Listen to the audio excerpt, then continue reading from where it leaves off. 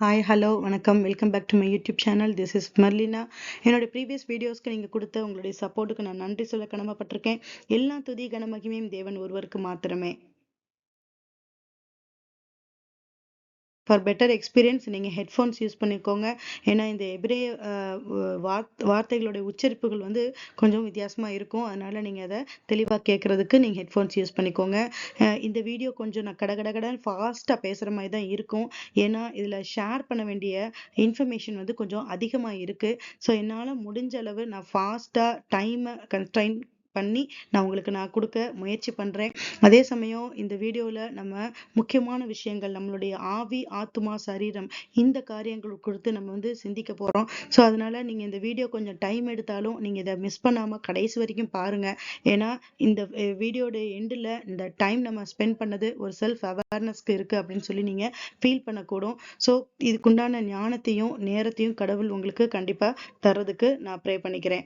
அதே மாதிரி நம்ம ரீகேப்குள்ளே போகலாம். ஸோ நம்ம என்ன பண்ணிட்டு இருக்கோம் அப்படின்னா, எபிரேய வார்த்தைகளை நம்ம வந்து படிச்சுட்டு இருக்கோம். ஸோ எபிரேய வார்த்தைகளில் என்னென்ன காரியங்கள் மறைப்பொருளாக இருக்குது, ஹிடனாக இருக்குது, என்னென்ன சீக்ரெட்ஸ் அதுக்குள்ளே இருக்குது, அது எல்லாத்தையுமே நம்ம என்ன பண்ணிட்டு இருக்கோம், படித்து ரிவீல் பண்ணிட்டு இருக்கோம். ஏன்னா எபிரேய வார்த்தைன்றது ரொம்ப பழமையான ஒரு வார்த்தை தான். அதே மாதிரி மொழி தான். அதே மாதிரி இந்த வார்த்தைகளை நம்ம எதுக்காக படிக்கணும் அப்படின்னா, இது வந்து one of the oldest languages, இன்னும் யூஸ்ல இருக்கு, இன்னும் பேசிட்டு இருக்க ஒரு மொழியா இருக்கு. ஸோ நம்மளுடைய தமிழ் மொழி மாதிரியே தான் எபிரேய மொழியும் பழமையான ஒரு மொழி. ஸோ அதுக்குண்டான நிறைய சிறப்புகள் இருக்கு. அதே மாதிரி கடவுள் வந்து நிறைய காரியங்களை முன்னாடியே, அதாவது ப்ராஃபட்டிக்கலா இந்த வார்த்தைகளுக்குள்ளக்க நம்மளுக்கு மெசேஜஸா நம்மளுக்கு கொடுக்கறதுக்கு இருக்காரு. ஸோ அதனால நம்ம இந்த மெசேஜஸ் வந்து நீங்க கவனமா கடைசி வரைக்கும் நீங்க பாருங்க. ஸோ இந்த எபிரேய மொழியில வந்து நம்ம எங்க போகணும், எபிரேய மொழிக்காக நம்ம எங்க போகணும்னு வேற எங்கேயும் போக தேவையில்லை. நம்மளுடைய பரிசுத்த வேதாகமம் வந்து எழுதப்பட்ட மொழி வந்து எபிரேய மொழி தான். ஸோ முக்கியவாசியான புக்ஸ் வந்து எபிரேய மொழியிலையும், சில புக்ஸ் வந்து அராமிக்லையும் எழுதப்பட்டிருக்கு. அதே மாதிரி புதிய ஏற்பாடு, பழைய ஏற்பாடு, ஆனா புதிய ஏற்பாடு வந்து கிரீக்ல வந்து எழுதப்பட்டிருக்கு. ஸோ இந்த காரியத்தை தான் நம்ம பார்க்க போறோம். ஸோ இதுக்கு நம்ம எடுத்துக்கிட்டது பார்த்தீங்கன்னா, முதலாவது புத்தகமாகிய ஜெனிசிஸ், ஆதியாகமம், அந்த வேதாகமத்தில் இருக்க முதல் புத்தகத்தை பத்தி தான் நம்ம படிச்சுட்டு இருக்கோம். அதுலதான் நம்ம வார்த்தைகளை நம்ம எடுத்திருக்கோம். ஆனா இந்த புக்கோடைய பேக்ரவுண்ட் நீங்க பாத்தீங்க அப்படின்னா, இது 3500 ஆண்டுகள் பழமையானது. ஸோ அவ்வளோ காலகட்டத்துக்கு முன்னாடி எழுதப்பட்ட ஒரு ஸ்கிரிப்ட்ஸ் தான் வந்து இந்த ஜெனிசிஸ் அப்படின்னு சொல்லி நம்ம பார்க்குறோம். ஸோ இதோடைய பழமைத்தன்மை வந்து ரொம்ப அதிகமா இருக்கு. அதே மாதிரி இங்க பாத்தீங்கன்னா, ஆதியாகமம் 1வது அதிகாரம் 1வது வசனத்துல பெரிஷித் bara எலோஹிம் எட் அஸ்மாயிம் வெட் ஹராக். ஸோ அப்படி சொல்லப்பட்ட அந்த வார்த்தைகள் தான் நம்ம டிரான்ஸ்லேஷன்ல ஆதியிலே தேவன் வானத்தையும் பூமியும் சிருஷ்டிச்சான்னு தமிழ்லையும், இங்கிலீஷ்ல வந்து இந்த beginning God created the heaven and earth அப்படின்னு நம்ம படிக்கிறோம். இங்க கொடுத்திருக்க ரெண்டுமே வந்து எபிரேய வார்த்தைகள் தான். ஸோ என்னுடைய ஃபர்ஸ்ட் வீடியோவில் முதலாவது புத்தகமாகிய ஆதியாகமத்தில் மொத word, the first word of the book, first word of the Bible வந்து பார்த்தீங்கன்னா, இன் த பிகினிங், பெரிஷிட் அப்படின்ற எபிரேய வார்த்தை.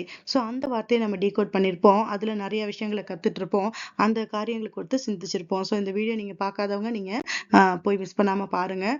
ஸோ அதில் வந்து ஆதார வசனங்கள் அதிகமாக கொடுத்துருப்போம். ஏன்னா டீகோடிங்கை பொறுத்த வரைக்கும் ஆதார வசனங்கள் வந்து ரொம்பவே முக்கியமானது. ஸோ எந்த ஒரு வார்த்தையை நம்ம டீகோட் பண்றோம் அப்படின்னா, அந்த வார்த்தைக்கு பரிசுத்த வேதாகமத்துல அதே மெசேஜ் வந்து சொல்லப்பட்டிருக்கணும். அப்படி நம்ம டீகோட் பண்ற மெசேஜ் வேற மாதிரியாவோ இல்ல தவறாவோ அங்க இல்லாம இருந்துச்சு, கனெக்ட் ஆகாம இருந்துச்சு, அதுக்கு உண்டான ஆதார வசனங்கள் இல்லாம இருந்துச்சுன்னா அது வந்து ஏத்துக்கொள்ளப்பட மாட்டாது. ஸோ அதனால ஆதார வசனங்கள் வந்து கண்டிப்பா முக்கியம். நம்ம எந்த ஒரு வார்த்தையும் நம்ம டீகோட் பண்றோம்னா அதுக்குண்டான ஆதார வசனங்கள் உங்களுக்கு முக்கியம். ஸோ அதனாலதான் என்னோட வீடியோல எல்லா இடத்துலயும் உங்களுக்கு அதுக்குண்டான ஆதார வசனங்கள் நான் கொடுத்திருப்பேன். ஸோ இதை நீங்க மிஸ் பண்ணாம நீங்க பாருங்க. ஸோ இந்த 2வது வீடியோல ஏலோஹிம் அப்படின்ற வார்த்தையை குறித்து தான் நான் வந்து டீகோட் பண்ணியிருப்பேன். ஸோ அதே மாதிரி அந்த வார்த்தை வந்து எதை குறிக்குதுன்னா, நம்ம தமிழ்ல சொல்லப்படுற கடவுள், இங்கிலீஷ்ல காட்னு சொல்றோம் இல்லையா, அந்த வார்த்தை தான் வந்து எபிரேய மொழியில ஏலோஹிம் அப்படின்னு சொல்லப்படுது. ஸோ அதுக்குண்டான காரியங்கள் என்னுடைய இந்த செகண்ட் வீடியோல இருக்கு, நீங்க போய் பாருங்க. ஸோ இந்த வீடியோல நம்ம பார்க்க போறது என்னன்னா, இந்த இரண்டாவது வார்த்தையாகிய பரா அப்படின்ற எபிரேய வார்த்தை.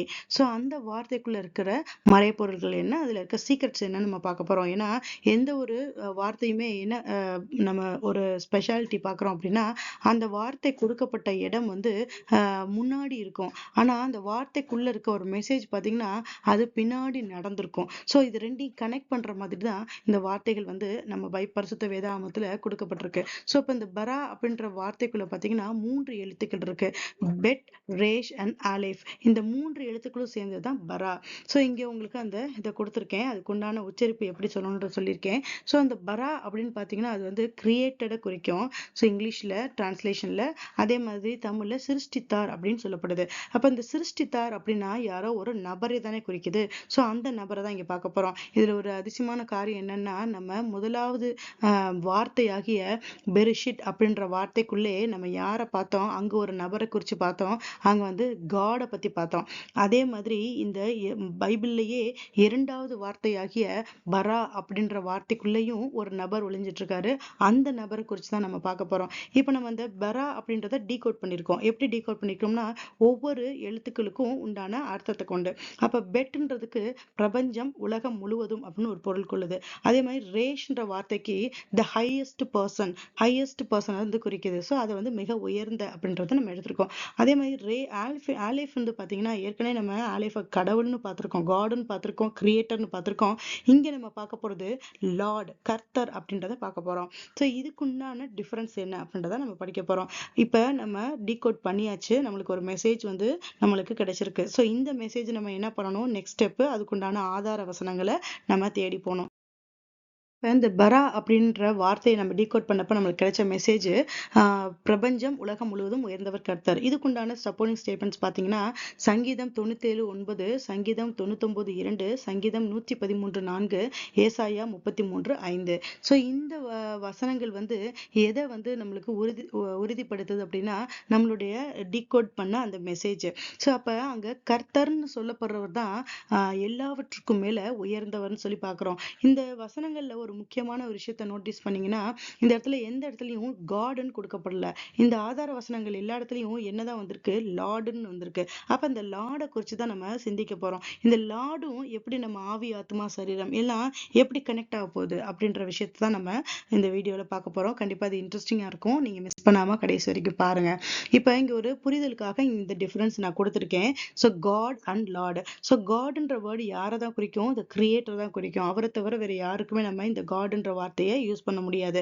ஆனா அதே சமயம் இந்த லார்டுன்ற வார்த்தைகள் வந்து யாரை குறிக்குதுன்னா, the one who rules over the others. யாரு மற்றவங்க மேல ஆளுகை செய்றாங்களோ அவங்கள வந்து லார்ட் அப்படின்னு சொல்றோம். ஸோ அப்ப நம்ம உலக பிரகாரமா நிறைய மக்களை வந்து நம்ம கேள்விப்பட்டிருப்போம், நிறைய ஆட்களை வந்து நம்ம ஹிஸ்டரியில லார்ட் அப்படின்னு சொல்லி கேள்விப்பட்டிருக்கோம். ஸோ அந்த மாதிரி பாத்தீங்கன்னா, இந்த லார்டுன்ட்டு சொல்ல போறது யாருன்னா, ஒருத்தர் அவர் இன்னொருத்தரை ஆளுகை செய்யறவங்க, அவங்க தான் வந்து லார்டு. அப்ப இங்க பாக்குறப்ப நம்ம என்ன புரியுதுன்னா, நம்ம படிச்சுட்டு இருக்கிறது இந்த முதலாவது புத்தகம். அந்த முதலாவது புத்தகத்துல அதிகமா நம்ம படிக்கிறது என்ன அப்படின்னா, உலக தோற்றம், எப்படி பூமி படைக்கப்பட்டது, எப்படி மனிதர்கள் படைக்கப்பட்டாங்க, அந்த ஹிஸ்டரியை தான் நம்ம ஜெனிசிஸ்ல நம்ம பார்ப்போம் இல்லையா. ஸோ அப்படி பாக்குறப்ப இந்த வசனம் நம்ம படிச்சுட்டு இருக்க இந்த காலகட்டத்தை பாத்தீங்கன்னா, இப்ப நம்ம இரண்டாவது வார்த்தையை தான் நம்ம படிச்சுட்டு இருக்கோம். அப்ப இன்னும் நம்ம என்ன எதுக்குள்ள நம்ம போகலைன்னா, இங்க பிரபஞ்சம் இருக்கு, அந்த பிரபஞ்சத்துல இன்னும் பூமியே படைக்கப்படல, அந்த பூமிக்குள்ள இருக்க ஹியூமன்ஸே படைக்கப்படல. அப்படி இருக்கும் பட்சத்துல யார் வந்து ஒருத்தர் மேல ஆளுகை செய்யறாரு, அப்ப இந்த லார்டு அங்கேயே இருக்கிறாருன்னா அப்ப என்ன ஒரு விஷயம் அப்படின்றத நம்ம பார்க்க போறோம். அடுத்து நம்ம கொஸ்டின்ஸ்குள்ள போகலாம். ஸோ ஃபர்ஸ்ட் வந்து நம்மளுக்கு ஏற்படுற கொஸ்டின் என்னன்னா, ஹூ இஸ் கால் லார்ட், கர்த்தர் என்று அழைக்கப்படுபவர் யார்? பிரபஞ்சத்துல ஒருத்தர் கர்த்தர்னு சொல்றாரு, அவர் யார் அப்படின்னு பாக்குறோம். இதுக்கு உண்டான ஆன்சர் எங்க இருக்குன்னா, பிலிப்பியர் 2:6-11. ஸோ இந்த காரியத்தை தான் உங்களுக்கு நான் இங்க கொடுத்துருக்கேன். இதை நீங்க பாஸ் பண்ணி நீங்க ரீட் பண்ணி பாருங்க. ஆனா இதுக்குண்டான நேரத்தை கருதி நான் என்ன பண்றேன்னா, ஒரு சின்ன ஒரு ஸ்டோரி மாதிரி நான் உங்களுக்கு சொல்லிடுறேன். இப்ப பொதுவா நம்ம ஃபேண்டசி கதைகள்ல எல்லாம் கேள்விப்பட்டிருப்போம் இல்லையா? ஒரு ராஜா, அந்த ராஜா வந்து தனக்கு நம்பிக்கையான ஒரு பர்சன் கிட்ட ஒரு குறிப்பிட்ட ஒரு வேலையை வந்து என்ன பண்ணிருப்பாரு, ஒப்படைச்சிருப்பாரு. அந்த வேலையை வந்து அந்த பர்சன் வந்து அந்த ராஜாக்கு உண்மையா இருந்து அந்த காரியத்தை நிறைவேத்தி கொடுக்குறப்ப, அந்த ராஜா என்ன பண்ணுவாரு, பகிரங்கமா எல்லாருக்கு முன்னாடியும் அவர் என்ன பண்ணுவாரு, அந்த பர்சனுக்கு வெகுமதிகளையோ கொடுப்பாரு. இல்லாட்டி அந்த பர்சனுக்கு ஒரு நேம் வந்து கொடுப்பாரு. ஒரு ஒரு ஹானர் பண்ற விதமா அந்த அந்த பர்சனுக்கு வந்து அந்த டைட்டில் கொடுப்பார் இல்லையா? சோ அந்த மாதிரி தான் இங்க ஒரு காரியம் நடக்குது. இந்த காரியத்தை குறித்து நீங்க இப்படி நான் சொல்ற மாதிரியான கதை கண்ணோட்டத்துல நீங்க இதை நீங்க ரீட் பண்ணி பாருங்க. கண்டிப்பா உங்களுக்கு புரியும். இப்ப உலக தோற்றத்துல பிரபஞ்சத்துல ஒரு விஷயம் நடக்குதுங்க. இந்த நடக்கிற விஷயம் எங்க இருக்குன்னா, இன்னும் பூமி படைக்கப்படல, மனிதர்கள் படைக்கப்படாத ஒரு சூழ்நிலையில. அதான் நம்ம இரண்டாவது வார்த்தையை தான் நம்ம இங்க படிச்சுட்டு இருக்கோம். வேதாகமத்துல ஃபர்ஸ்ட் சொல்லப்பட்ட அந்த வார்த்தைகள் இரண்டாவது வார்த்தை. அப்ப அந்த காலகட்டத்துல இன்னும் எதுவுமே உண்டாக்கப்படல. ஆனா அங்க ஒரு சினாரியோ நடந்துட்டு இருக்கு. அது என்ன அப்படின்னா, உலகம் உண்டாகிறதுக்கு முன்னாடியே கடவுளுடைய இடங்கள்ல பிரபஞ்சத்துல என்ன நடக்குதுன்னா, ஒரு பர்டிகுலரான ஒரு விஷயம் நடக்குது. அது என்னன்னு பாத்தீங்கன்னா, கடவுள் வந்து ஒரு பர்சனை வந்து முன் குறிக்கிறாரு. அந்த பர்சனை வந்து என்ன பண்றாரு, செலக்ட் பண்ணி அந்த பர்சன் வந்து எப்படிப்பட்டவரா இருக்கிறாருன்னா, அங்க பரிசுத்தமா கடவுளோட இருக்கிறதுனால அவருடைய தேவனுடைய ரூபமா இருக்கிறாரு. அப்படிப்பட்ட ஒரு பர்சனை வந்து செலக்ட் பண்ணி என்ன பண்றாரு, அவர் கையில ஒரு ஆஹ் ஒரு செயலை வந்து செய்து முடிக்கணும்ன்ற ஒரு பொறுப்பை கொடுக்குறாரு. சோ அந்த பொறுப்புக்கு அவர் என்ன எப்படி தகுதி ஆகணும்னா, இந்த தெய்வத்தன்மை இருக்கிற தன்னுடைய தேவனுடைய ரூபமா இருக்கிறாருக்கா இல்லையா, அவர் வந்து என்ன பண்ணணும், தன்னைத்தான் வெறுமையாக்கி தன்னை வந்து என்ன பண்ணணும், தாழ்த்தணும். தன்னை வந்து தாழ்த்தி என்ன பண்ணணும்னா மனுஷ ரூபம் எடுக்கணுமா. இன்னும் மனுஷனே இந்த ஜெனிசிஸ்ல இன்னும் நம்ம படிக்க போல, இன்னும் செகண்ட் வேர்ட்ல தான் நம்ம நின்றுட்டு இருக்கோம். ஆனா அங்க என்ன ஒரு சினாரியோ நடக்குதுன்னு பாத்தீங்கன்னா, மனுஷ ரூபமா அவர் வரணும். சோ மனுஷ ரூபமா வந்து என்ன ஆகணும்னா, தன்னை பலியா செலுத்தப்படணும், தன்னுடைய ரத்தத்தை பலியா சிந்தப்படணும். சோ இந்த காரியங்களை யாரை குறிச்சு நம்ம இந்த வசனத்துல படிக்கிறோம் அப்படின்னா, இயேசு கிறிஸ்துவை குறித்து நம்ம பார்க்கிறோம். சோ இந்த பர்சன் யாருன்னு பாத்தீங்கன்னா, செலக்ட் ஆன பர்சன், காடால செலக்ட் பண்ண பர்சன் யாருன்னா இயேசு கிறிஸ்து. அவரு இந்த காரியமா மறிக்கணும், தன்னுடைய ரத்தத்தை சிந்தி இந்த சிலுவை மரணத்துல அவர் வந்து இந்த அவர் கொடுக்கப்பட்ட அந்த காரியத்தை நிறைவேற்றணும் அப்படின்ற ஒரு விஷயத்த பார்க்கிறோம். அப்ப இந்த காரியத்தை இயேசு கிறிஸ்துவும் என்ன பண்றாரு, கடவுளுக்கு கீழ்ப்படிந்தவராகி இடையில எந்த இடத்துலயும் மிஸ் ஆகாம என்ன பண்றாரு, வித்ட்ராவும் பண்ணாம அதை கடைசி வரைக்கும் அவர் என்ன பண்றாரு, நிறைவேற்றிடுறாரு. சோ நிறைவேற்றினது நிமித்தமா அவருக்கு என்ன கொடுக்கப்படுது, ஒரு ரிவார்டு. சோ அந்த ரிவார்டு பாத்தீங்கன்னா என்ன அப்படின்னா, த லார்ட் அப்படின்ற ஒரு நாமம் அவருக்கு கொடுக்கப்படுது. இந்த நாமம் பாத்தீங்கன்னா ஒரு ரொம்ப பயப்படக்கூடிய ஒரு நாமம்னு அந்த வசனத்துல நம்ம படிக்கிறோம். அந்த பிலிப்பியர் 2:6-11 பாக்குறோம்.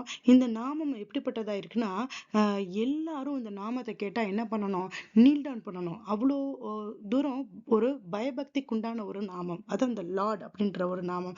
அப்படிப்பட்ட ஒரு நாமத்தை யாரு கொடுக்கிறாருன்னா, இந்த இயேசு கிறிஸ்துவுக்கு கொடுக்கிறாரு கடவுள். ஏன் அப்படின்னா அவருக்கு கொடுக்கப்பட்ட அந்த காரியமும் அப்படி முக்கியமான ஒரு காரியம். அதை செய்யறதுக்கு யாராலையும் என்ன பண்ண முடியாது, செல்ஃப் சாக்ரிஃபைஸ் பண்றதுன்றது ரொம்ப கஷ்டமான ஒரு விஷயம். சோ அந்த விஷயத்தை அவர் செஞ்சதின் காரணமா அவர் எல்லா நாமத்துக்கும் மேலான ஒரு நாமத்தை வந்து அவருக்கு வந்து கொடுக்கிறாரு. சோ அதுதான் இந்த பிலிப்பியர் 2:11 நம்ம படிக்கிறோம். சோ இந்த காரியத்தை நீங்க இந்த கண்ணோட்டத்துல நீங்க படிச்சு பாருங்க. அப்ப the name above all name, எல்லா நாமத்திற்கும் மேலான நாமம் எதுன்னு பாத்தீங்கன்னா, நம்ம டீகோட் பண்ணது கர்த்தர்ன்ற ஒரு நாமம். அந்த கர்த்தர் யாருன்னு நம்ம தேடி போகிறப்ப அந்த இடத்துல யாரை தெரிஞ்சுக்கிறோம், வேதாகமத்தின் அடிப்படையில இயேசு கிறிஸ்துவ நம்ம தெரிஞ்சுக்கிறோம். இப்ப வாங்க அடுத்து நம்ம இத இன்னும் யோசிச்சு பார்க்கலாம். இப்ப இங்க நம்ம சொல்லப்பட்டது என்ன அப்படின்னா, அந்த லார்டுன்ற வேர்டு வந்து ரொம்ப பயபக்திக்கு உண்டான ஒரு வேர்டு இல்லையா?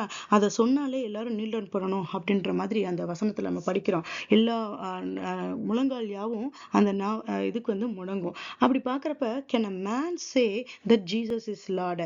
இது கொஞ்சம் வித்தியாசமான ஒரு கேள்வியா இருக்கு இல்லையா? ஏன்னா இயேசு கிறிஸ்துவ வந்து கர்த்தர்னு காட் வந்து என்ன பண்ணிருக்காரு, ஹானர் பண்ணிருக்காரு. அப்படி இருக்கிறப்ப அந்த அந்த லார்டுன்ற அந்த நேம நம்மளால சொல்ல முடியுமா? Can a man say that Jesus is Lord? அதுக்கு அவன் தகுதியான ஒரு ஆளா அப்படின்றத நம்ம சிந்திக்க போறோம். சோ இங்க பாத்தீங்கன்னா, இத தெரிஞ்சுக்கணும் அப்படின்னா, இயேசு கிறிஸ்து எப்படிப்பட்டவர்ன்னு தெரிஞ்சுக்கணும். ஆனா, இந்த காரியம் வந்து இப்ப இந்த வீடியோக்கு வந்து அதிகமா தேவைப்படாது. ஏன்னா, இயேசு கிறிஸ்து யாருன்றது எல்லாருக்குமே தெரியும். இன்னைக்கு சூழ்நிலைக்கு இயேசு கிறிஸ்து யாருன்னு சின்னவங்கல இருந்து பெரியவங்க வரைக்கும் எல்லாருக்குமே தெரியும். அது தெரியாத ஆட்கள் வந்து கம்மிதான். அப்படி பார்க்குறப்ப இந்த வீடியோக்கு இது நம்மளுக்கு தேவைப்படாது. ஆனா, இந்த வீடியோல நம்ம என்ன பண்ண போறோம்னா, இந்த இயேசு கிறிஸ்துன்ற பெர்சன தாண்டி அவருக்குள்ள ஒரு விஷயம் இருக்கு. அந்த விஷயம் என்ன? ஏன் இயேசு கிறிஸ்துவ அவர் செலக்ட் பண்ணியிருக்காரு? ஏன் பர்ட்டிகுலரா காட் வந்து இயேசு கிறிஸ்துவ செலக்ட் பண்ணி இந்த பொறுப்பை கொடுத்திருக்காரு? ஸோ இதை நம்ம பார்க்கணும். ஏன்னா எல்லா தேவர்களிலும் அவர் வந்து உயர்ந்தவர் நம்ம பார்க்கிறோம். அப்ப எல்லா அந்த அந்த யூனிவர்ஸ்ல இருக்க அந்த கடவுளுடைய இருக்கிற இடத்துல வந்து பாத்தீங்கன்னா ஹெவன்ல இருக்கிற இடத்துல எல்லார்கிட்டையும் கொடுக்காம பர்ட்டிகுலரா இயேசு கிறிஸ்துட்ட கொடுத்துருக்காருன்னா அப்ப அவருக்குள்ள ஒரு ஸ்பெஷாலிட்டி இருக்கு இல்லையா? ஸோ அதுதான் நம்ம என்னன்னு படிக்க போறோம். அப்ப இந்த காரியத்துல நம்ம ஒரு விஷயத்த நம்ம ரீகால் தான் பண்ண போறோம். ஸோ இது வந்து பாத்தீங்கன்னா மத்தேயு 1:18, லூக்கா 1:35, மத்தேயு 1:20, மத்தேயு 3:11, ரோமர் 1:5 இந்த வசனங்களை நீங்க பொறுமையா நீங்க ஸ்டாப் பண்ணி படிச்சு பாருங்க. ஸோ இந்த இதுல நான் சொல்ல வர விரும்புறது என்னன்னா, இங்க ஒரு குறிப்பிட்ட காரியம் இருக்கு. அதுக்கு தான் நான் ஒன்னுன்னா இங்க அண்டர்ஸ்டாண்டிங்காக நான் கொடுத்துருக்கேன். ஸோ இந்த வசனங்கள்ல எந்தெந்த இடத்துலலாம் பரிசுத்த ஆவின்னு வருதோ அந்த இடத்துல நான் ஒன்னுன்னு கொடுத்துருப்பேன். ஸோ அப்ப இயேசு கிறிஸ்துகிட்ட நம்ம ஒரு விஷயத்த நம்ம அவர் ஏன் சூஸ் பண்ணப்பட்டாருன்னு சொல்லி ஒரு விஷயத்த பார்க்கணும். அவருக்குள்ள என்ன இருக்குன்னா பரிசுத்த ஆவி இருக்கு. சோ பரிசுத்த ஆவினாலே அவர் வந்து என்ன ஆகுறாரு, உண்டாயிருக்காருன்னு சொல்லி பார்க்கிறோம். அதே மாதிரி அவரால மட்டும்தான் பரிசுத்த ஆவினாலும் அக்கினினாலும் நம்மளுக்கு என்ன கொடுக்க முடியுமா, பேப்டிசம் கொடுக்க முடியுமா. அப்ப இங்க ஒரு விஷயத்த நம்ம சிந்திக்கணும். ரெண்டாவது நம்ம பார்க்க போறது என்ன அப்படின்னா 1 யோவான் 4:2-3ல தேவ ஆவியை நீங்கள் எதினாலே அறியலாம் என்று. இங்க இன்னொரு ஆவியும் பத்தி பேசப்படுது. அது என்னது, தேவ ஆவி. அப்ப அதுக்காக நான் இங்க என்ன கொடுத்திருக்கேன், டூன்னு கொடுத்திருக்கேன். சோ இந்த இடத்துல எங்க டூ வருதோ அங்க தேவனுடைய ஆவின்னு சொல்லப்பட்டிருக்கு அப்படின்றதுக்காக. சோ இங்க 1 கொரிந்தியர் 12:3ல பாத்தீங்கன்னா இந்த ரெண்டு ஆவியுமே சொல்லப்பட்டிருக்கு. அதாவது தேவனுடைய ஆவியினாலே பேசுகிற எவனும் இயேசுவை சபிக்கப்பட்டவன் என்று சொல்ல மாட்டான் என்றும், பரிசுத்த ஆவியினாலே என்று இயேசுவை கர்த்தர் என்று ஒருவனும் சொல்லக்கூடாது என்றும் உங்களுக்கு தெரிவிக்கிறேன்னு சொல்லப்பட்டிருக்கு. அப்ப இங்க ஒரு எச்சரிக்கையா ஏதோ ஒண்ணு சொல்லப்பட்டிருக்கு இல்லையா? தேவனுடைய ஆவின்னு ஒண்ணு இருக்கு, பரிசுத்த ஆவின்னு ஒண்ணு இருக்கு, யாருக்கு எது இருக்கணும், எப்படி நம்ம இருந்தா நம்ம இயேசு கிறிஸ்துவ கர்த்தர்னு சொல்லணும். அப்ப இங்க ஒரு எச்சரிப்பு இங்க இருக்கு. சோ அதை குறித்து நம்ம பார்க்க போறோம். சோ நம்ம பார்க்க போறதெல்லாம் இயேசு கிறிஸ்து யாருன்றதை காட்டிலும் அவருக்குள்ள இருந்திருக்க ஆவி என்ன, அது எதனாலன்றதை நம்ம பார்க்க போறோம். சோ இதை நீங்க இங்கிலீஷ்ல நீங்க தேவைப்படுச்சுன்னா நீங்க பாஸ் பண்ணி நீங்க ரீட் பண்ணி பாருங்க. இப்ப நம்ம பார்க்க போறது இந்த ரெண்டு விஷயம் தான், பரிசுத்த ஆவி, தேவனுடைய ஆவி. இது எபிரேய மொழியில என்ன சொல்லப்படுதுன்னா பரிசுத்த ஆவிய ருஹாக் ஹகோடாஷ் அப்படின்னு சொல்லப்படுது. அந்த வார்த்தை ருஹாக் ஹகோடாஷ்னு சொல்லப்படுது. அதே மாதிரி தேவ ஆவி வந்து ருஹாக் அப்படின்னு சொல்லப்படுது. சோ இந்த இதுக்குண்டான விளக்கம் பாத்தீங்கன்னா ருஹாக் அப்படின்றது ஸ்பிரிட் அப்படின்ற ஒரு வார்த்தையை குறிக்குது. ஸோ ஸ்பிரிட், விண்ட், பிரீத் இதைத்தான் வந்து எபிரேயத்துல ருஹாக் அப்படின்னு சொல்றாங்க. அதே மாதிரி கோடேஷ் அப்படின்றது வந்து என்னன்னா ஹோலினஸ், சாக்ரட்னஸ், ஹோலி இதை வந்து குறிக்கிறது. அப்ப பரிசுத்த ஆவின்றது வந்து என்ன அப்படின்னா ஸ்பிரிட் ஆஃப் ஹோலினஸ், அதை தெரிஞ்சுக்கோங்க. அதே மாதிரி ருஹாக்ன்றது என்ன அப்படின்னா ஸ்பிரிட் ஆஃப் காட். அப்ப இந்த ரெண்டுமே வேற வேற. பரிசுத்த ஆவின்றது ருஹாக் ஹகோடாஷ், தேவ ஆவின்றது ஸ்பிரிட் ஆஃப் காட். அப்ப இயேசு கிறிஸ்துவுக்குள்ள நீங்க ஞாபகம் வச்சுக்கோங்க, ரெண்டு விஷயம் இருக்கு. அவருக்குள்ள ஸ்பிரிட் ஆஃப் ஹோலினஸ் இருக்கு, ஸ்பிரிட் ஆஃப் காட்ன்னு இருக்கு. சோ இந்த காரியத்துக்காக தான் இயேசு கிறிஸ்து செலக்ட் பண்ணப்பட்டாரா அப்படின்றத நம்ம அடுத்து நம்ம பார்க்க போறோம். ஏன்னா மனிதனாய் இவர் வரணும். அப்பனா மனிதனுக்குள்ள என்ன ஆவி இருக்குன்னு தெரியணும் இல்லையா? சோ மனிதனுக்குள்ள இருக்க ஆவியும் இயேசு கிறிஸ்துவுக்குள்ள இருக்க ஆவியும் ஒண்ணா இருந்தா மட்டும்தானே அவர் வந்து மனிதனுக்காக வந்து பலி கொடுக்க முடியும். சோ அது என்னன்றதை நம்ம பார்க்க போறோம். இப்ப ஆதியாமத்தை எடுத்துட்டீங்கன்னா மனிதன் எப்படி படைக்கப்பட்டான்னு சொல்லி நம்ம படிக்கிறோம். அந்த அந்த ஆதியாமத்துல நம்ம என்ன பார்க்கிறோம் அப்படின்னா மனிதன் மண்ணிலிருந்து கடவுள் என்ன பண்றாரு, மனிதனை படைக்கிறாருன்னு சொல்லி பார்க்கிறோம். அப்ப அந்த மண்ணிலிருந்து மனிதன் படைக்கப்பட்டான் அந்த ஏதோ வார்த்தையை குறிக்கிறது தான் அதாமா அப்படின்னு சொல்லப்படுறது. அதாவது அதாமா அப்படின்ற எபிரேய வார்த்தை வந்து என்ன இதை குறிக்குதுன்னா சாயில், மண்ணை குறிக்கிறது. அதனாலதான் ஆடம் அந்த பொருள்ல இருந்து தான் நமக்கு ஆடம் நம்ம சொல்லப்படுறாங்க. சோ அப்ப ஆதாம் வந்து எதிலிருந்து படைக்கப்படுறான், மண்ணினால. ஆனா அவனுக்கு அந்த மண்ணினால படைக்கப்பட்ட அந்த சரீரத்துக்குள்ள என்ன இருக்கு, பாவம் இருக்கு. சோ அந்த பாவத்தினால என்ன ஆயிருது, இந்த பாவத்தின் சம்பளம் மரணம்னு சொல்லப்பட்டபடி அது மண்ணுக்கே திரும்பிடுது. சோ மண்ணிலிருந்து எடுக்கப்பட்டது மண்ணுக்கே திரும்பிடுது. சோ அந்த வார்த்தையில வந்து பாத்தீங்கன்னா கொஃப் அப்படின்றது வந்து நம்மளுடைய உடலை குறிக்குது. பசார் அப்படின்றது எபிரேய வார்த்தையில அது ஃபிளஷை குறிக்குது. அப்ப இங்க பாத்தீங்கன்னா இந்த எந்த ரிலீஜனையும் எடுத்துக்கோங்களேன், உலகத்துல இருக்க எந்த ரிலீஜன்லயும் ஹியூமன் வந்து என்ன பண்ணப்படுறாங்க, டெத்துக்கு அப்புறம் அது எரிக்கப்பட்டாலும் சரி, புதைக்கப்பட்டாலும் சரி, அது மண்ணுக்கே திரும்பிடும். அந்த பாடிக்கு உண்டான இது வந்து பாத்தீங்கன்னா கொடுக்கப்பட்ட தண்டனை பாத்தீங்கன்னா மண்ணுக்கு தான் திரும்பணும். அடுத்து கடவுள் வந்து நம்மள என்ன பண்றாரு, மண்ணிலிருந்து மட்டுமே நம்மள படைக்கல. இன்னொன்னு ஒண்ணு நம்மள வச்சு நம்மளுக்குள்ள கொடுத்து நம்மள படைச்சிருக்காரு. அது என்னன்றதை நம்ம அடுத்து பார்க்கலாம். அதே ஆதியாகமத்துல தான் நம்ம இதையும் படிக்கிறோம். இதுல பாத்தீங்கன்னா ஹெவன்லி மேட்டர், பரலோக பொருளை கொண்டு நம்மள வந்து இணைத்து நம்மள படைக்கிறாரு. சோ அது என்ன பரலோக பொருள் அப்படின்னு பாத்தீங்கன்னா, ஒன்று வந்து தேவனுடைய சுவாசம். அது வந்து நிஷாமா அப்படின்னு எபிரேய வார்த்தையில சொல்லப்படுது. நிஷாமா. நிஷாமான்னு சொன்னா என்ன அர்த்தம் அப்படின்னா, breath of life. So breath of life எதை குறிக்குதுன்னா, நம்மளுடைய அறிவு, நம்மளுடைய உயர்ந்த உணர்வு மற்றும் தெய்வீகத்துடன் நேரடியான தொடர்பு. நம்ம மனிதர்கள் வந்து எல்லா சூழ்நிலைகளிலும் பார்த்தீங்கன்னா தேவனோடு பயணிக்கணும் அப்படின்ற ஒரு விருப்பத்தை கொண்டவங்களா இருப்போம். பொதுவா மனிதர்கள்ல பார்த்தீங்கன்னா இரண்டு குரூப்ஸ் இருப்பாங்க. ஒன்று வந்து கடவுள் நம்பிக்கை இருக்கும், கடவுள் நம்பிக்கை இல்லாதவங்க இருப்பாங்க. ஸோ கடவுள் நம்பிக்கை இருக்கிறவங்கள பார்த்தீங்கன்னா தன்னுடைய எல்லா சூழ்நிலையும், நம்மளுடைய சந்தோஷமா இருக்கட்டும், துர்க்கமா இருக்கட்டும், கவலையா இருக்கட்டும், எல்லா சூழ்நிலையிலும் தேவனோடு உறவாடுகிற ஒரு உணர்வை வந்து கொண்டிருப்பாங்க. அது வந்து கிறிஸ்டியானிட்டிக்கு மட்டும்தான் இந்த காரியங்கள்லாம் இருக்கின்றது கிடையாது. இது ஒரு பொதுவான ஒரு விஷயம். ஸோ அப்ப கடவுள் வந்து மனிதனை படைக்கிறப்ப என்ன விஷயங்களை கொண்டு படைக்கிறாருன்னா, நம்மளுக்கு ஏற்கனவே தெரிஞ்ச மாதிரி எர்த்லி மேட்டர் ஒன்றும் ஹெவன்லி மேட்டர் ஒன்றும். அப்ப இந்த ஹெவன்லி மேட்டர் வந்து ரொம்ப முக்கியமா இருக்கு. ஏன்னா அது இந்த மனிதனுக்கு மட்டும்தான் என்ன பண்ணுது, தேவனோடு பயணிக்கிற, தேவனோடு சஞ்சரிக்கிற, உறவாடுகிற ஒரு உணர்வை வந்து நம்மளுக்கு கொண்டு கொண்டு போகுது. அதே மாதிரி இன்னொன்னு நம்ம பார்த்தோம், தேவனுடைய ஆவி ருஹாக் அப்படின்னு சொல்லி பார்த்தோம். இந்த ருஹாக் என்னன்றது நம்ம என்ன பார்க்கணும்னா, உணர்ச்சிகள், ஒழுக்கம் மற்றும் உறவுகளுடைய தொடர்புடையது. ஸோ இந்த ரெண்டையும் அவர் மிக்ஸ் பண்ணி தான் என்ன பண்றாரு, மனிதனுக்குள்ள அந்த ஆவியை உண்டு பண்ணுகிறாரு. அப்ப மனிதனுக்குள்ள இருக்கிற ஆவி என்னன்னு பாத்தீங்கன்னா, தேவனுடைய சுவாசம் நிஷாமாவும் தேவனுடைய ஆவி ருஹாக்கும் இருக்கு. அப்ப இந்த ரெண்டும் பாடி அண்ட் ஸ்பிரிட். ஸோ இந்த ஸ்பிரிட் வந்து எங்க இருந்து வந்திருக்கு நம்ம பார்த்தோம், ஹெவன்லி மேட்டர். ஸோ அப்ப என்ன ஆகும், நம்மளுடைய இறப்புக்கு பின்னாடி அது ஹெவனுக்கே ரிட்டர்ன் ஆயிரும். ஸோ எப்படி மண்ணிலிருந்து எடுக்கப்பட்டபடியால் மண்ணுக்கே திரும்புறோமோ, அதே மாதிரி இந்த பரலோக பொருள் தேவனுக்கே திரும்பிடும். ஸோ அப்ப இந்த ரெண்டு விஷயங்கள், நம்மளுடைய ஆவியும் நம்மளுடைய சரீரமும் சேர்ந்துதான் நம்மளுக்குள்ள என்ன இருக்கு, ஒரு லிவிங் பீயிங்கா உண்டாக்கப்படுறோம். அதான் ஜெனிசிஸ் 2:7 பாக்குறப்ப God breathed into Adam's nasals the breath of லைஃப்னு சொல்லப்படுறது. அந்த இடத்துல கொடுக்கப்பட்ட வார்த்தை வந்து நிஷாமா. ஸோ எங்கெல்லாம் நிஷாமா வருதோ நீங்க ஞாபகம் வச்சுக்கோங்க, அது வந்து breath of life. And the man become a living being. So living பீயிங்க்கு சொல்லப்படுற எபிரேய வார்த்தை வந்து நெஃபெஷ் அப்படின்னு சொல்லப்படுது. இந்த நெஃபெஷ் என்னன்னா நம்மளுடைய சோல். ஸோ அப்ப நம்ம மனிதன் எப்படி படைக்கப்பட்டிருக்கான், நம்மளுடைய எர்த்லி மேட்டர், ஹெவன்லி மேட்டர், இது ரெண்டும் சேர்ந்து தான் நம்மளுக்குள்ள என்ன இருக்கு, ஒரு சோல் இருக்கு. ஸோ இந்த காரியங்கள் எல்லாம் சேர்ந்து தான் நம்மளுக்குள்ள என்ன இருக்கு, நம்ம உயிருள்ள ஒரு ஆட்களா இருக்கோம். அப்ப கயாக் அப்படின்னு சொல்லப்படுற எபிரேய வார்த்தை வந்து லிவிங் ஒன்னை குறிக்கும். ஸோ இது ஒரு சிந்தனைக்காக இந்த பிக்சர் நான் உங்களுக்கு கொடுத்துருக்கேன். ஸோ அடுத்து நம்ம பார்க்கலாம் இந்த காரியத்தை குறித்து அதுக்குண்டான எவிடன்ஸ், அதுக்குண்டான ஆதார வசனங்கள். இப்ப ஏசாயா 42:5 படிக்கிறப்ப அங்க ஒரு காரியம் வந்து சொல்லப்பட்டிருக்கு. அது யாருனால சொல்லப்பட்டிருக்குன்னா, அது யார் சொல்றா, கர்த்தராகிய தேவன் சொல்றாரு. இங்க நீங்க நோட்டீஸ் பண்ணணும், இங்க எந்த ஹியூமன் இது சொன்னாங்கன்னு சொல்லப்படல. இந்த இடத்துல யார் சொல்றா, கர்த்தராகிய தேவன் சொல்றாரு. இன்னொரு விஷயத்தையும் சிந்திக்கணும், இந்த ஏசாயா எழுதப்பட்ட காலம், இந்த ஏசாயா புக் எழுதப்பட்ட காலத்துல யார் பிறக்கல, இன்னும் இயேசு கிறிஸ்து பிறக்கப்படவே இல்லை. ஆனா இங்கேயும் சொல்லப்படுறது யாரு, கர்த்தராகிய தேவன். அப்ப இது யார் சொல்லிட்டு இருக்கா, காட் ஆஃப் த லார்ட் அவர் தான் சொல்லிட்டு இருக்காரு. அப்ப இயேசு கிறிஸ்து இதை சொல்லிட்டு இருக்காரு. அடுத்து பார்ப்போம், வானங்களை சிருஷ்டித்து அவைகளை விரித்து பூமியையும் அதில் உற்பத்தி ஆகிறவைகளையும் பரப்பினவரும் அதில் இருக்கிற ஜனத்திற்கு சுவாசத்தையும் அதில் நடமாடுகிறவர்களுக்கு ஆவியையும் கொடுக்கிறவருமான கர்த்தராகிய தேவன் சொல்லிக்கிறதாவதுன்னு ஸ்டார்ட் பண்றாரு. அப்ப இந்த இடத்துல நம்ம யோசிக்க வேண்டிய ஒரு விஷயம், இந்த இடத்துல ஜனத்திற்கு சுவாசத்தையும் சொல்லப்பட்ட அந்த இடத்துல வந்த வார்த்தை என்னன்னா நிஷாமா. அப்ப பீப்புளை பத்தி பேசுறப்ப அந்த இடத்துல என்ன கொடுத்திருக்காரு, நிஷாமான்ற ஒரு வார்த்தையை வந்து அவர் உபயோகப்படுத்திருக்காரு. அதே மாதிரி அதுல நடமாடுகிறவர்கள், அப்ப பீப்புள் மட்டும் தான் நடமாடுவாங்களா, இல்ல அனிமல்ஸும் நடமாடும் இல்லையா.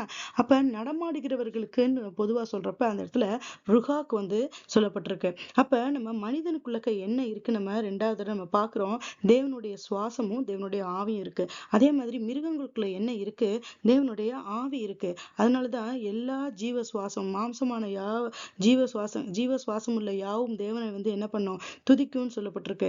அப்ப இந்த தேவனுடைய ஆவி யாருக்குள்ளேயும் தான் இருக்கு, அனிமல்ஸ்க்கு தான் இருக்கு. அதனாலதான் அனிமல்ஸுக்கும் என்ன இருக்கு, ஆவி ஆத்மா சரீரம் மூன்றுமே இருக்கு.